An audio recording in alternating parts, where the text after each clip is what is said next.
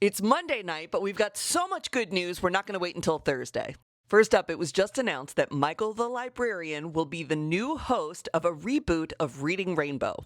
Michael got his start on social media talking about his life as a children's librarian and bringing library joy to all of us. I could not be more proud of him. You can follow his journey on the Reading Rainbow social media channels, including their YouTube channel, where the new episodes are likely to premiere.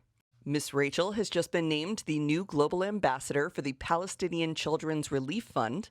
Donald Trump sued YouTube for kicking him off the platform, and they've agreed to a settlement of about $22 million. The good news is that money does not go to Donald Trump, but rather will be donated to the Trust for the National Malls nonprofit.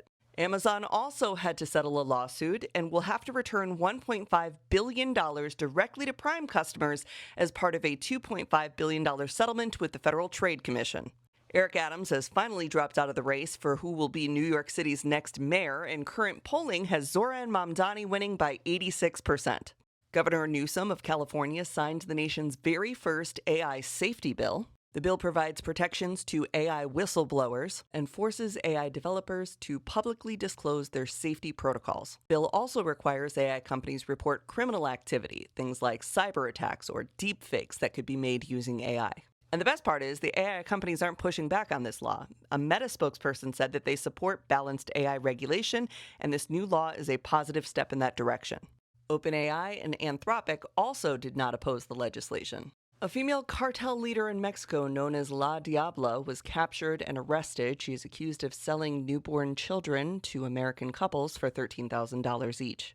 For more on everything that happened last week at the 7 different events I moderated, you can check out the Substack. It includes some insight into some of the best advice that Kamala Harris gave on her book tour. The highlight, though, was definitely getting to meet Joey from World News. If you don't follow this guy, give him a follow. He fills in all the gaps on international goings-on that I don't always get to.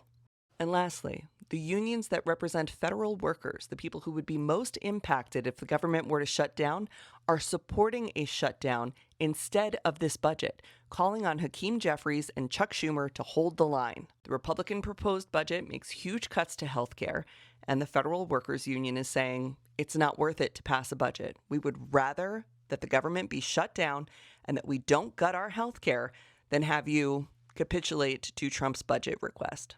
Also, there is a man on the internet claiming that he has the IP address and the Grindr profile for Speaker of the House Mike Johnson and is threatening if he does not fix the budget proposal, he will release that on Wednesday. So, the internet is interneting. See you tomorrow.